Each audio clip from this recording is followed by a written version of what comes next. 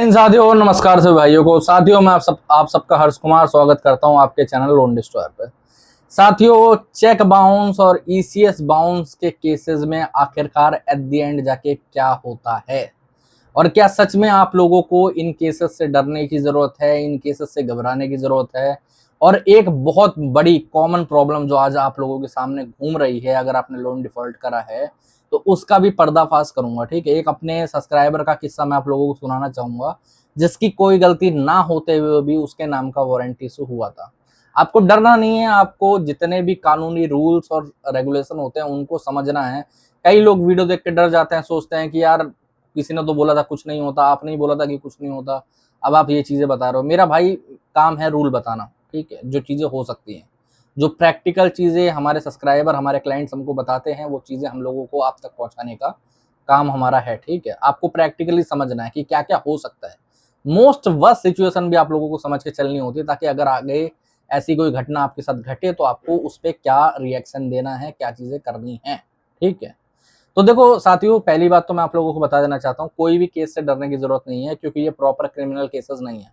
बहुत सारे हमारे गवर्नमेंट सर्वेंट वाले लोग भाई हैं जो कि बोलते हैं कि यार अगर हमारे ऊपर ये केस हो गया तो हमारी नौकरी जा सकती है, या फिर प्राइवेट जॉब वाले भी हैं वो बोलते हैं वेरिफिकेशन में दिक्कत आएगी।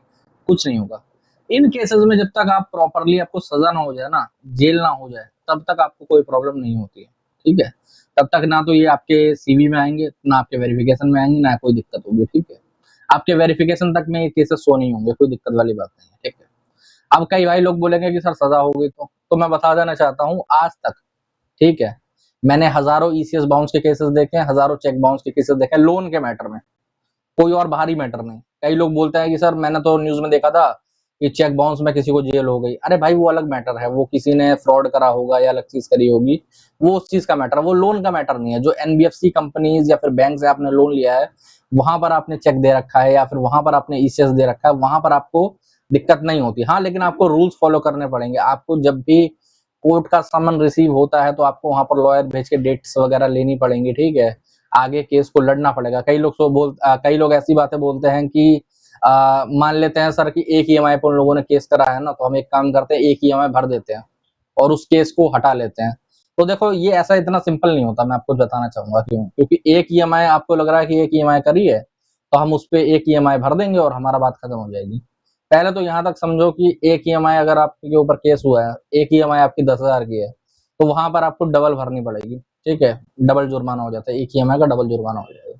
ठीक है, सेकेंडरी चीज ऐसे हो जाएगी कि भाई साहब वहां पर आपको कुछ पेनल्टी बढ़ेगी, और उसके बाद अगर आपने केस विड्रॉ कर भी लिया तो फिर एक दिक्कत और आ जाएगी कि हो सकता है बैंक उसके बाद फिर और केस डाले। वो समझे कि यार ये क्लाइंट तो केस करने पे पैसा दे रहा है, तो हम एक काम करते हैं, एक केस और डाल देते हैं उठा के। तो इससे बेटर ऑप्शन ये रहता है कि आप उस केस पे अपना लॉयर को भेजो और उस केस पे डेट्स वगैरह लो। आप 4-5 डेट पे आपके लॉयर जाते रहेंगे, वारंटी इशू नहीं होगा, कोई दिक्कत वाली बात नहीं है। ठीक है, कोई प्रॉब्लम नहीं है। ओके, अब सिंपली तौर पे इतना समझो कि अब आपको क्या करना चाहिए। आपको ये करना चाहिए, आप सेटलमेंट की तरफ देखो। ठीक है, डेट जारी है, जाने दो, कोई दिक्कत वाली बात नहीं है। डेट वहां पर लॉयर जाके संभाल लेगा। ठीक है, जो भी डेट 2 महीने की, 3 महीने की, 4 महीने की, 1 महीने की, जो भी डेट पड़ेगी कोर्ट इशू करेगा, उस डेट पे अगले लॉयर आपका जाता रहेगा डेट वाइज के हिसाब से। ठीक है, आपको यहाँ पर बैंक को या फिर एनबीएफसी को सेटलमेंट के लिए अग्री करना है। ठीक है, अगर सपोज करो आपका बजट 10% का था, बैंक अभी 20% पर राजी हो रही है, तो उसको अपील्स लिख के, बार मेल करके या फिर लेटर लिख के उसे 15% तक लाके उसको खत्म कर दो। एक बार आपकी सेटलमेंट हो जाएगी, एनओसी एनडीसी वगैरह इशू हो जाएगी, तो फिर उसके बाद वो केस हट जाता है। ठीक है, बैंक या फिर एनबीएफसी खुद ही केस हटा लेती है। अगर खुद नहीं हटाती तो आप अपने लॉयर को एनओसी भेज सकते हो, एनओसी के वहां पर सबमिट करने के बाद केस हटा दिया जाएगा। ठीक है, अब एक बहुत ही बड़ी कॉमन प्रॉब्लम जो है वो मैं फेस कर रहा हूँ लोगों की तरफ से, कि लोग बता रहे हैं कि सर मेरे को कोई समन वगैरह कुछ नहीं आया और मेरे नाम का वारंट इशू हो गया, बेलवर वारंट। ऐसा ही हमारे एक सब्सक्राइबर के साथ हुआ था, मुंबई के रहने वाला था। ठीक है, एक दिन क्या होता है, एड्रेस वगैरह उन्होंने सब चेंज कर रखा था। एक दिन शाम को उनको मकान मालिक का फोन आता है, जो पुराने मकान मालिक उनके थे, और वो बोलता है कि भाई यहाँ पुलिस आई थी, तुम्हें ढूंढ रही थी, बोल रही थी इस बंदे के नाम का वारंट इशू है। ठीक है, अपना नंबर देके गई है। तो क्लाइंट डर गया बेचारा थोड़ी देर बाद, लेकिन जैसे तैसे करके उन्होंने फ़ोन करा। ठीक है, जो भी इंस्पेक्टर था उनको बात हुई, तो वहाँ पर बोला गया कि हाँ जी आपके नाम का बेल वारंट है, अब बेचारा बहुत डरा हुआ था, कॉल वगैरह पर रोने लगा। तो जो पुलिस वाले थे वो समझ गए कि यार इस बंदा डर रहा है, तो उन्होंने खुद ही बताया कि देखो ये बेलेबल वारंट है, हम अरेस्ट वगैरह नहीं करेंगे आपको, चिंता वाली बात नहीं है, बट आप यहाँ पर आओ, आपको रिसीव करना पड़ेगा और किसी एक गारंटर को ले आओ जिसके साइन वगैरह लग जाएंगे। तो कस्टमर वहाँ पर गया, ये सारी चीज़ें करी, करने के बाद वो वापसी आया। अब वो कलकत्ता का था, ठीक है। तो फिर नेक्स्ट डेट कुछ पास में ही थी, तो नेक्स्ट डेट जब पास में थी तो वहाँ पर लॉयर को भेजा गया नेक्स्ट डेट पे, अपील वगैरह करवाई गई कि नॉन बेलेबल वारंट इशू ना करें, ठीक है, और जो बेलेबल वारंट है उसको खारिज करा जाए। वो करने के लिए अपील लगाई गई और वहाँ पर ये पूछा गया कि किस बिना पे आपने बेलेबल वारंट इशू कर दिया, ठीक है, क्योंकि भाई कस्टमर को तो कुछ रिसीव ही नहीं हुआ है। तो वहाँ पर जो उनके सामने वाले के लॉयर थे ना, तो उन्होंने सीधे कुछ नहीं करा, जो इंडिया पोस्ट, जो आपको पता होगा ना, क्योंकि सारे जो नोटिसेज हैं या फिर जितने भी सामान आपको रिसीव होंगे सब कुछ इंडिया पोस्ट से ही रिसीव होगा, ठीक है, क्योंकि सरकारी सस्ता पड़ता है ना। अब भाई साहब वहां पर जो रिपोर्ट आई वहां पर दिखा रहा है डिलीवर्ड, और डिलीवर्ड भी कस्टमर को ही दिखा रहा है कि कस्टमर ने रिसीव कर लिया। अब हमने वहां पर बताया कि भाई हमें तो रिसीव हुआ नहीं कुछ भी। तो फिर एट द एंड जाके वहां से कंप्लेंट डाली गई, ठीक है, इंडिया पोस्ट को, कि भाई कस्टमर को रिसीव नहीं हुआ और तुमने यहाँ पर ये कर दिया। अगले ही दिन जो पोस्ट मास्टर था जिसने इसको डिलीवर करना था, उसका फोन आता है, बोलता है सर आपका पार्सल है, ये कर लो। तो कस्टमर ने तो चार बातें सुनाई ही सुनाई, हमने भी चार बातें सुनाई, ठीक है, और एट द एंड जाके वो रिसीव हुआ। ये लोग क्या करते हैं पोस्ट वाले, ये सबके साथ हो सकता है, मैं बता रहा हूँ, ठीक है, ये लोग क्या करते हैं कि ये लोग डिलीवर करके अपने पास रख लेते हैं। अब कोर्ट का ना एक रूल है, मैं बताना चाहूंगा, ठीक है, सब लोगों को, कि जब तक किसी भी व्यक्ति को समन रिसीव नहीं होता तब तक उस केस में कोई भी प्रक्रिया आगे नहीं बढ़ सकती है, ठीक है, ना तो कोई वारंट इशू हो सकता है, ना आगे चल के कोई प्रोसीडिंग स्टार्ट हो सकती है, क्योंकि जब समन ही रिसीव नहीं हुआ है तो ये माना ही नहीं जा सकता कि कस्टमर को किसी भी प्रकार से इस चीज केस की जानकारी है। और जब जानकारी नहीं है तो वो लड़ भी नहीं सकता, तो उसके नाम का वारंटी हो गया तो फायदा नहीं है। बट ये जितने भी हरामखोर, मैं गाली देना चाहूंगा उनको जेनुअनली, ठीक है, वीडियो में दे नहीं सकते, बट जितने भी एक काम चोर, एकदम नालायक किस्म के एम्प्लॉय हैं, ठीक है, इंडिया पोस्ट के, ये लोग क्या करते हैं, ये लोग भाई साहब अपनी उसका गलत फायदा उठा के पोस्ट को डिलीवर मार देंगे पहले ही, ठीक है।